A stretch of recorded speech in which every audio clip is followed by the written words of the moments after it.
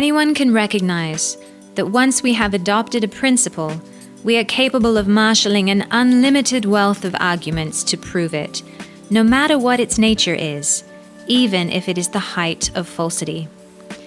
Superficially, we can make it look as though it were the epitome of truth. That is how heresy arises, and from heresy we never back away once we have confirmed it. However, all that comes from a false principle is false thinking. Even if truth is injected, it still becomes falsified when used in support of the false principle, having been polluted with the quality of that principle.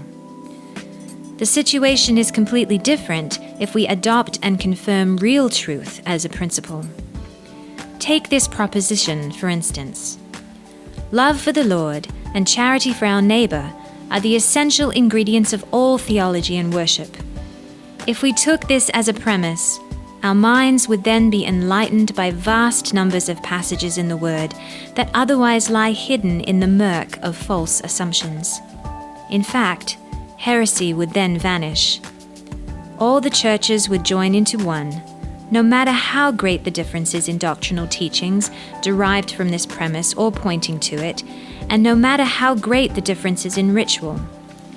If this were how matters now stood, we would all be ruled by the Lord as a single person.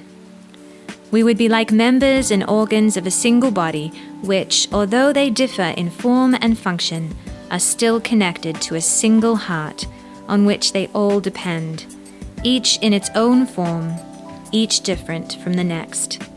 Then, no matter what our theology or our outward form of worship, we would each say, "You are my kin. I see that you worship the Lord and that you are a good person."